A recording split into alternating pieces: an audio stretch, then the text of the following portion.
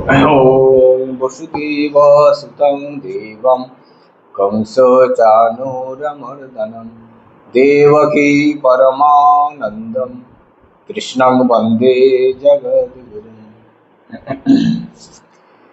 শ্রীমদ্ ভগবদ গীতা সহজ পাঠ, প্রথম অধ্যায় 4 নম্বর শ্লোক 4, 5, 6। অত্র শূরা মহেশ্বাসা ভীমার্জুন সমাযুধি যুযুধান বিরাটশ্চ দ্রুপদশ্চ মহারথঃ ধৃষ্টকেতুশ্চেকিতানः কাশীরাজশ্চ বীর্যवान् পুরজিৎ কুন্তিভোজশ্চ শৈবশ্চ নরপুঙ্গवः युधामन्युश्च विक्रान्त उत्तमौजाश्च वीर्यवान् सौभद्र द्रौपदेयश्च सर्व एव महारथः।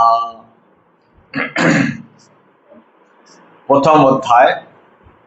এখানে ধৃতরাষ্ট্র আর সঞ্জয়ের কথোপকথন।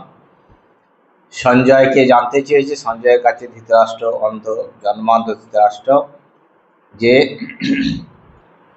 যুদ্ধক্ষেত্রে কুরু পাণ্ডব সৈন্যগণ আমার পুত্র পাণ্ডুর পুত্ররা সমবেত হয়ে তারা এখন কি অবস্থায়, কি করছে, তাদের এই যে যুদ্ধ শুরু হওয়ার আগের মুহূর্তটি ধৃতরাষ্ট্র জানতে চাইছে, যে আমার পুত্ররা তাদের কি অবস্থা, মনের কি অবস্থা, পাণ্ডুর পুত্রের মনের কি অবস্থা। ধৃতরাষ্ট্র সবসময় তার পুত্রের দিকেই তার পক্ষপাতী, আমার পুত্রই জয়লাভ করবে, যাতে জিততে পারে সেই আকাঙ্ক্ষা আশা নেই। বারবার সঞ্জয়ের কাছে প্রশ্ন তুলে ধরবেন।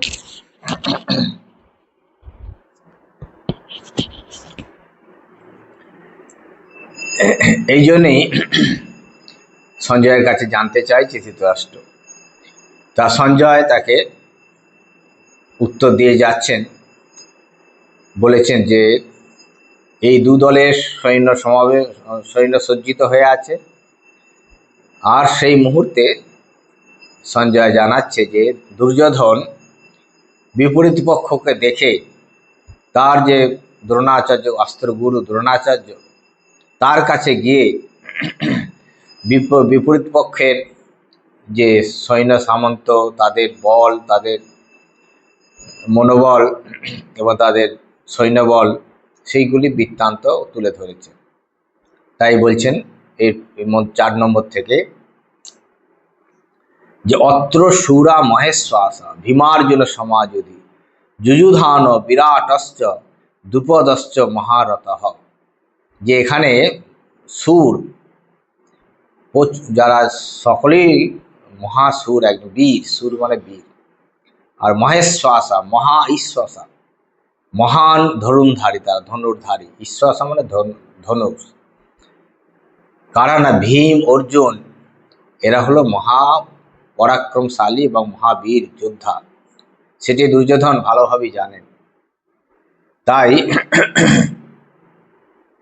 দুর্যোধন পাণ্ডুকে, এই দ্রোণাচার্যকে স্মরণ করিয়ে দিচ্ছে যে বিপরীত পক্ষ খুবই শক্তিশালী, তাকে জয়লাভ করতে হবে আমাদের, সেইটা যেন আমাদের স্মরণে থাকে। বিপরীত পক্ষকে যদি খুব হালকা ভাবা যায় তাহলে অনেক সময় বিপদ হয়। তাই সব সময় আমাদের সেইভাবেই শক্তি সঞ্চয় করতে হবে যে বিপরীত পক্ষ তারা দুর্বল নয়। আর কে কে আছে না? যুযুধান একজনের নাম, সেটা হলো সাত্যকী। এক একজনের একাধিক নাম রয়েছে গীতায়। ভগবানের তো 108 নাম, অর্জুনের অনেক নাম। তেমনি এই সাত্যকী, তিনি হলো যুযুধান, যে সবসময় যুদ্ধ করতে ইচ্ছুক। তারপর আছে নাম বলছে বিরাটশ্চ যুযুধানঃ। এগুলো সব সন্ধির নিয়মে, কিন্তু আমরা দেখছি এই যে যুযুধান, এটা কিন্তু ওকার, আসলে এটা অরিজিনাল শব্দ হলো যুযুধানঃ বিসর্গ। সেটা থেকে এক বচনে যুযুধানঃ হয়, বিসর্গ হয়, যেমন নরহ। কিন্তু যখন বাক্যে প্রয়োগ করা হয় তখন সেটি পদ হয়ে যায় এবং সন্ধির নিয়ম অনুযায়ী এই বিসর্গটা ওকার হয়ে গেছে। সেটি সন্ধির অনেক নিয়ম আছে। তারপর যে বিরাট চ, বিরাটশ্চ মানে বিরাটহ, এই বিসর্গটা তালবস্য হয়ে গেছে। বিরাট যুক্ত চ, বিরাটশ্চ, এই বিসর্গ এখানে সন্ধির নিয়মে তালবস্য। বিরাট, রাজা বিরাট, আমরা শুনেছি রাজা বিরাট।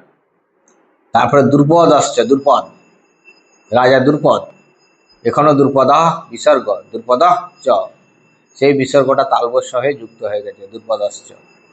দ্রুপদ হলো দ্রৌপদীর পিতা, দ্রুপদ কন্যা দ্রৌপদী, এই রাজা দ্রুপদ, এরা হলো সবাই মহারথ, মহারথী এক একজন, কেউ কম না।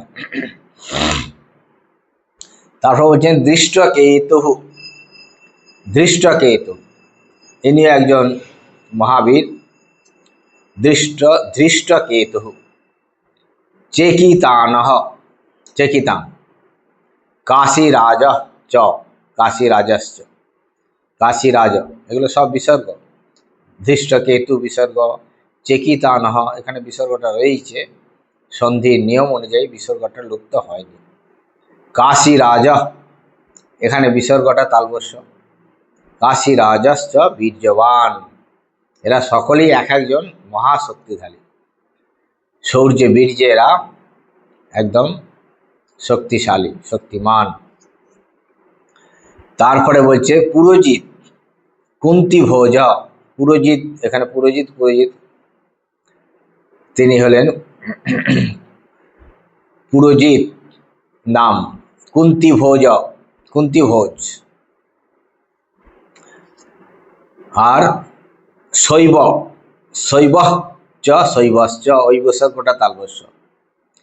শৈবশ্চ, কুন্তি ভোজশ্চ, নরপুঙ্গব, নরশ্রেষ্ঠ, এরা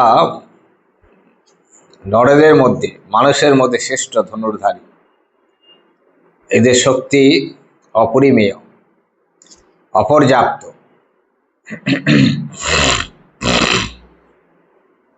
তারপরে বলছে যুধা মন্যু, এও একজন যোদ্ধা শক্তিশালী, যুধা মন্যু বিসর্গ, তারপরে চ, যুধা মন্যুশ্চ। তারপরে হচ্ছে বিক্রান্ত, বিক্রান্ত, এখানে বিসর্গ আছে, সন্ধির নিয়মে বিসর্গটা উঠে গেছে।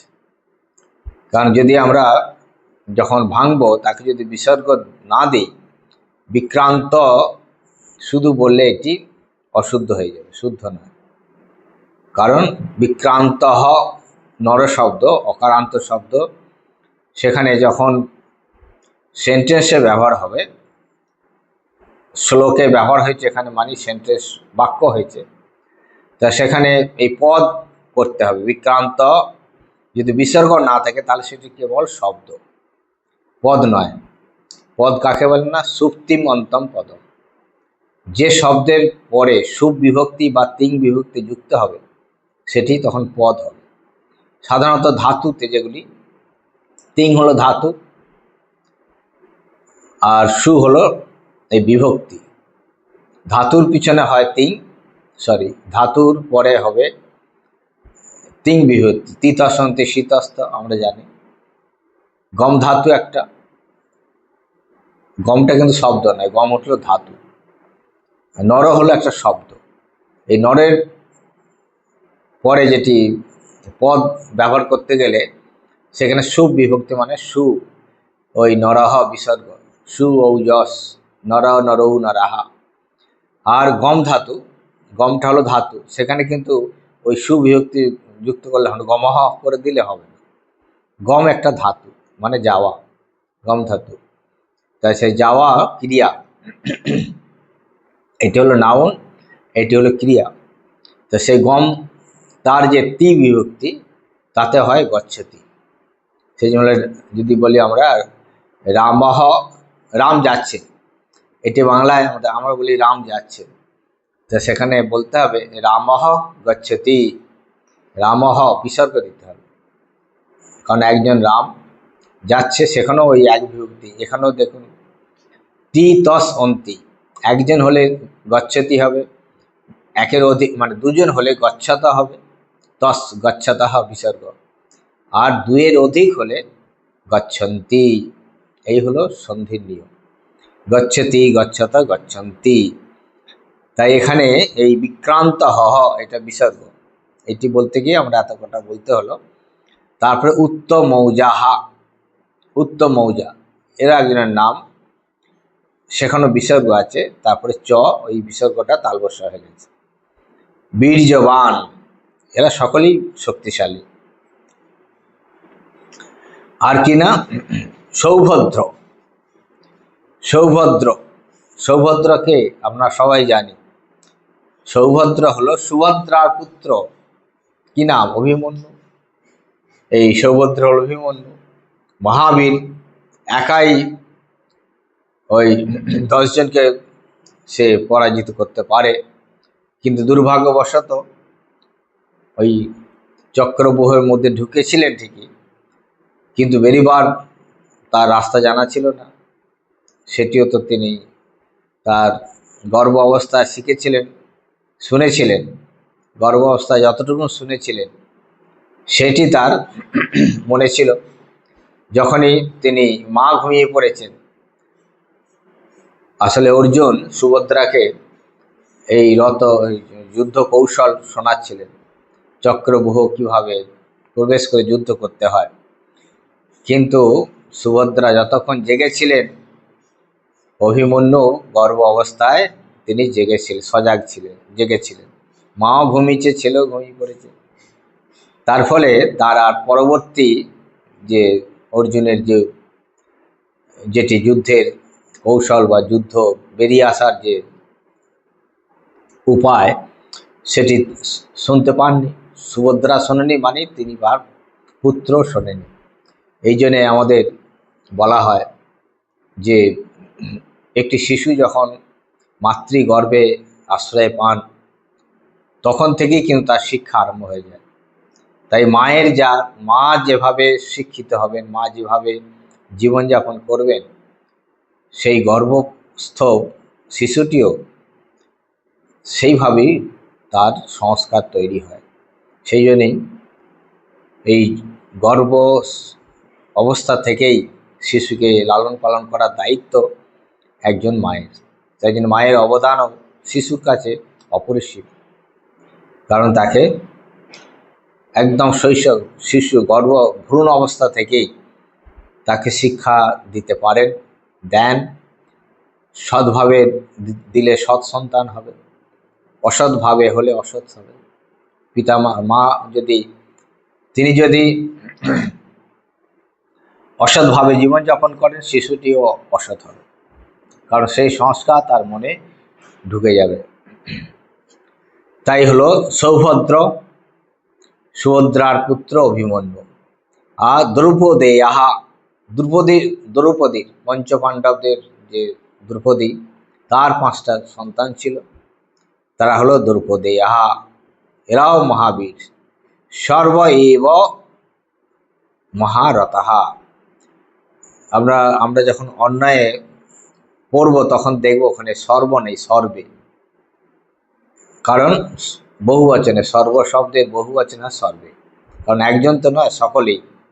সর্বে এব, সকলেই মহারতাহা, মহারথী। সন্ধি নিয়মে সর্ব একারটা লুপ্ত হয়ে গেছে, তাই সর্ব এব। অরিজিনাল শ্লোকের মধ্যে আমরা পাব সর্ব এব, ওখানে একার নেই। কিন্তু যখন আপনি ভাঙবেন, অর্থাৎ অন্যায় করতে যাব, তখন সেখানে দেখা যাবে যে অরিজিনাল শব্দ হলো সর্বে এব, সকলেই, মহারতাহা, মহারথী।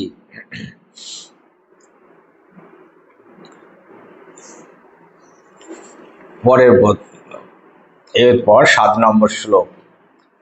अस्माकं तु विशिष्टाजे तानि बोध द्विजोत्तमा नायका मम सैन्यस्य संगार्थं तान् ब्रवीमि ते भवान् भीष्मश्च कर्णश्च कृपश्च समितिञ्जयः अश्वत्थामा विकर्णश्च সৌমদত্তিস্তথৈব চ। এই বিপরীত পক্ষ অর্থাৎ পাণ্ডু পক্ষের সৈন্যদের বীর সমস্তদের উল্লেখ করলেন দুর্যোধন তার গুরু দ্রোণাচার্যের কাছে। এরপরে বলছেন অস্মাকন্তু বিশিষ্টা যে তান নিবোধ দ্বিজোত্তম। এবার বলছে হে দ্বিজ উত্তম। দ্রোণাচার্য তো আসলে ব্রাহ্মণ, কিন্তু ক্ষত্রিয়ের পেশা বা তিনি করে চলেছেন। ব্রাহ্মণ কিন্তু তিনি মহাযোদ্ধা, ক্ষত্রিয়ের কাজ করছেন। সেজন্য বলছেন হে দ্বিজোত্তম, ব্রাহ্মণের উত্তম, দ্বিজোত্তম। যে অস্মাকং তু, অস্মাকন্তু, এসে অস্মাকন্তু বলে কোনো শব্দ নেই এখানে। অরিজিনাল শব্দ হলো অস্মাকম, তারপরে তু। এই অস্মাকম মানে আমাদের, এখানে মটা হলন্দ ম দন্তন্য হয়ে গেছে সন্ধির নিয়মে, যে আমাদের কিন্তু, কিন্তু এবার বলছে এবারে আমাদের যারা বিশিষ্ট, যে বিশিষ্টা, যে মানে যে সমস্ত সৈন্যরা বিশেষ বিশেষ সৈন্য, সবাইকে তো উল্লেখ এখানে করা হয়নি। ওখানেও বিপরীত পক্ষ সৈন্যদের যারা বিশেষ সৈন্য তাদেরকে উল্লেখ করা হয়েছে। হাজার হাজার সৈন্য রয়েছে, সবার নাম তো বলা সম্ভব নয়। তার মধ্যে যারা প্রধান, তা আমাদের মতো দুর্যোধন দ্রোণাচার্যকে শোনাচ্ছে যে আমরাও কিন্তু কম নই। যদিও বিপরীত পক্ষের সৈন্যদের দেখে অলরেডি ভয় পেয়ে গেছেন দুর্যোধন, কিন্তু সেই ভয়টাকে সাপ্রেস করে চেপে রেখে তার দ্রোণাচার্যকে, গুরুকে সাহস দেওয়ার জন্য বলছে আমরা তো কম নই, ওরা হতে পারে এসব, আমাদের মধ্যেও তো মহাশক্তিশালী সব রয়েছে, তাহলে আমরা ভয় পাবো কেন? আসলে নিজে ভয় পেয়েছি বলেই অন্যদের সাবধান করে দিচ্ছে যে ভয় পেও না।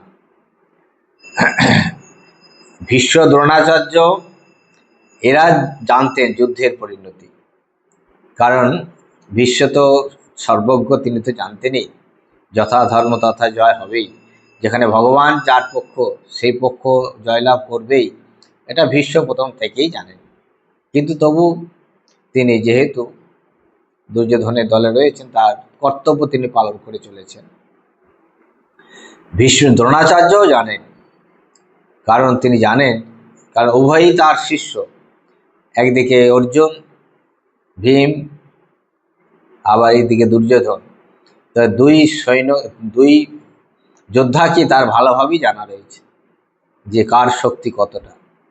তার সত্ত্বেও তিনি তার কর্তব্য যেটুকু, যেহেতু দ্রোণাচার্যের পক্ষ তিনি নিয়েছেন, তাকে যুদ্ধ করতেই হবে।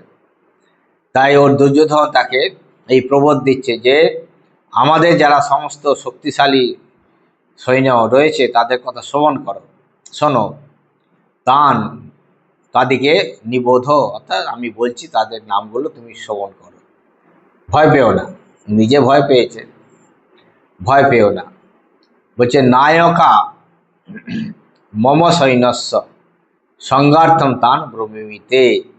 আমার এই অহংকার দুর্যোধন, সবসময় তিনি আমার আমার, যে আমার সৈন্যের যারা নায়ক প্রধান, তাদের সংগার্থম, তাদের জানানোর জন্যে আমি তোমাকে বলছি। ব্রবীমি তে, ব্রবীমি মানে বলা, তোমাকে, তে মানে আপনাকে, যেহেতু এখানে গুরু, তাকে আপনি সম্বোধন করা, আপনাকে সেগুলি নাম জ্ঞাপনার্থে আমি বলছি, সেগুলো শুনুন। প্রথমেই বলল ভবান, আপনি, কারণ দ্রোণাচার্যকে খুশি করতে হবে। দ্রোণাচার্য তার তো ক্ষমতা নেই, এই যারা বীর দ্রোণাচার্য, ভীষ্ম, এদের উপরই তার কর্ণ, এই তিনজনের উপরেই দুর্যোধনের আশা ভরসা সব। ভীষ্ম, দ্রোণাচার্য, কর্ণ, এই তিনজন যদি নিজেদের শক্তি ঠিক ঠিক প্রয়োগ করে, তাহলে হয়তো রক্ষা হলেও হতে পারে। তাই প্রথমেই দ্রোণাচার্যকে বলছে, ভগবান আপনি তো আছেন, ভয় কি? ভীষ্ম আছেন, আমাদের ভীষ্ম পিতামহ ভীষ্ম, ইচ্ছা মৃত্যু যার বর, যার সমান যোদ্ধা কেউ নেই একমাত্র ভগবান ছাড়া। আর ভগবান তো বলেছেন অস্ত্র ধরবো না, কিন্তু ভীষ্ম প্রতিজ্ঞা করেছেন তোমাকে অস্ত্র ধরাবই। সে ভক্তের জন্য তিনি ধরেও ছিলেন সেটি। তারপরে কর্ণশ্চ, স্বয়ং কর্ণ মহাবীর যোদ্ধা। কৃপশ্চ, এই তাদের যে গৃহশিক্ষক কৃপ। সমিতিঞ্জয়, এই একজনের নাম সমিতিঞ্জয়। তারপরে অশ্বত্থামা, স্বয়ং দ্রোণাচার্যের পুত্র অশ্বত্থামা। বিকর্ণশ্চ, বিকর্ণ, আরেকজনের নাম বিকর্ণ। এই দুর্যোধনের ভাইয়ের নাম হলো বিকর্ণ। বিকর্ণ যুক্ত চ, বিকর্ণশ্চ, আমরা বারবার বলছি, বিসর্গটা চ হয়ে যাচ্ছে, এই তালবশ হয়ে যাচ্ছে।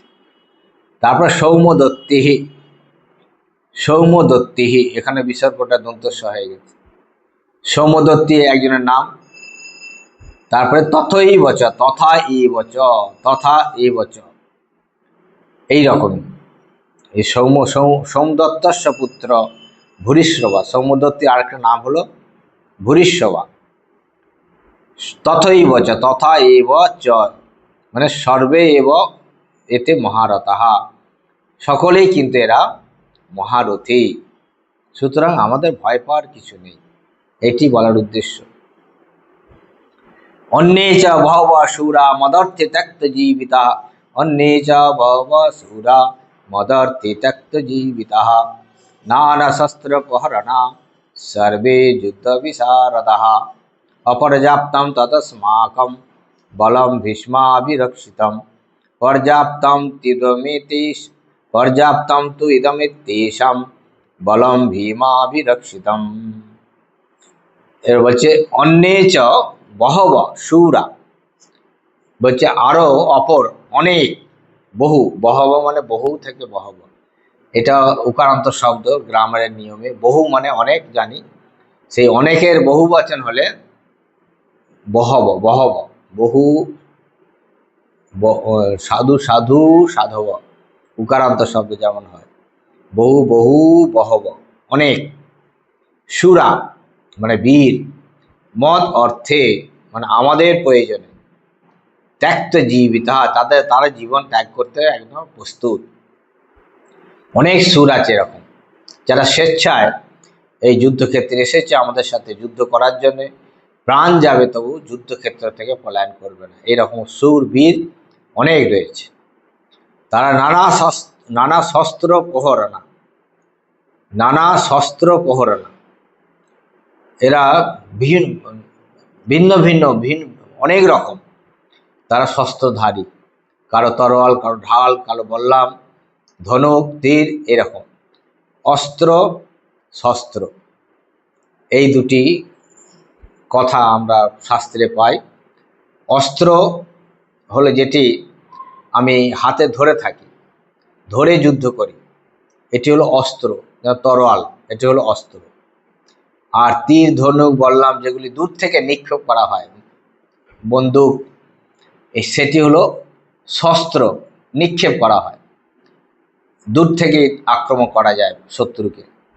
আর অস্ত্র কেবল খুব নিকটে আসলেই, হাতের সামনে আসলেই সেটি যুদ্ধ করা সম্ভব, সেটি হবে অস্ত্র।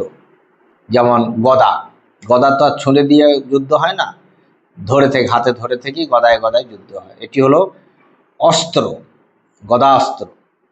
আর এই যে ধনুক, তীর, আমরা আজকাল যেটি ফায়ার করছি, গুলি করছি, এটি হলো শস্ত্র, দূর থেকে নিক্ষেপ করা হয়।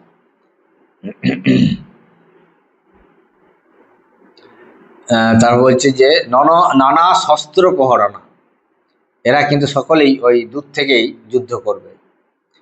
আর সর্বে যুদ্ধ বিশারদা, সকলেই, সর্বে মানে সকলেই, যুদ্ধ বিশারদা, সকলেই যুদ্ধের পারদর্শী, যুদ্ধ বিশারদ, কেউ কম নয়, সকলেই যথেষ্ট, তাদের সার্টিফিকেট রয়েছে, তারা একদম মানে চিহ্নিত যুদ্ধ বিশারদ বলে। তা সুতরাং ভয়ের কোনো কারণ নেই। অপর্যাপ্তম তদ অস্মাকম বলম ভীষ্মাভি অবিরক্ষিতম। সুতরাং অপর্যাপ্তম তদ অস্মাকম বলম ভীষ্ম অবিরক্ষিতম, যেহেতু সেই আমাদের যে বল ভীষ্ম অবিরক্ষিতম, স্বয়ং ভীষ্ম যেখানে আমাদের রয়েছেন, তিনি আমাদের রক্ষা করছেন, তিনি আমাদের দলে রয়েছেন, সুতরাং আমাদের আর কারো প্রয়োজন নেই। এই দুটি অর্থ এখানে ভাষ্যকারেরা তুলে ধরেছেন, যে এই অপর্যাপ্তম কথার দুটি অর্থ। একটি হলো দুর্যোধন বলতে চাইছেন, যেখানে আমাদের ভীষ্ম রয়েছেন, এত বড় যোদ্ধা কোথাও নেই, তাদের ওই দু দলের মধ্যে ভীষ্মের সমান কোনো যোদ্ধা নেই, সুতরাং আমাদের আর কারোর প্রয়োজন নেই। অপর্যাপ্ত, এই যথেষ্ট, ভীষ্মই আমাদের পক্ষে যথেষ্ট। আবার অন্য দিক থেকে, যে ওদের শক্তির কাছে আমাদের শক্তি পর্যাপ্ত নয়, সেজন্য আমাদের আরো সাবধান হতে হবে। তারপরে বলছেন পর্যাপ্তম তু ইদম এতেষাম বলম ভীম অভিরক্ষিতম। আর পর্যাপ্তম, এই যে পর্যাপ্তম তু ইদম, এখানে অনেকটা সন্ধি রয়েছে। পর্যাপ্তম, তারপর রয়েছে তু, পর্যাপ্তম, তারপরে তু, ওখানে মটা দন্তন্য হয়ে গেছে, তু ত উকারটা বকার হয়ে গেছে, সন্ধ্যের নিয়ম। পর্যাপ্তম তু ইদম, ওখানে ইদম হয়ে গেছে। এতেষাম বলম ভীম অবিরক্ষিতম। আর এই যে আমাদের কিন্তু আমাদের যে বল, এই বলকে ওদের কাছে, ভীম যেটা ওদের দলের মধ্যে রয়েছে, ভীমের দ্বারা রক্ষিত, সেটি আমাদের কাছে পর্যাপ্ত, আমাদের পর্যাপ্ত, ওদের কিন্তু অপর্যাপ্ত। ভীমের দ্বারা পর্যাপ্ত নয়, আমাদের বলকে পরাজিত করা এক ভীমের দ্বারা সেটি সম্ভব নয়। আবার অন্য দিক থেকে, যে ওদের যা সৈন্য সামন্ত রয়েছে, ভীম যেখানে রয়েছে, অর্জুন রয়েছে, তাদের যে শক্তি সেটি পর্যাপ্ত, তারা স্বয়ং সম্পূর্ণ, তাদের শক্তি আমাদের শক্তির কাছে আরো পর্যাপ্ত, অর্থাৎ আমরা দুর্বল, আমাদের অপর্যাপ্ত। যদিও ভীষ্ম রয়েছে, তথাপি আমাদের শক্তি কিন্তু পর্যাপ্ত নয়। এটি দুর্যোধন দ্রোণাচার্যকে বারবার স্মরণ করিয়ে দিচ্ছে, যে আমাদের কিন্তু সৈন্য ওদের তুলনায় পর্যাপ্ত নয়। তাই শক্তি সামর্থ্যে আমাদের ভীষ্ম থাকলেও, আপনি থাকলেও কিন্তু আমাদের ভয়ের কারণ আছে। আজই থাকুন শান্তি শান্তি শান্তি। হরি ওম তৎসৎ। শ্রীরামকৃষ্ণার্পণমস্তু।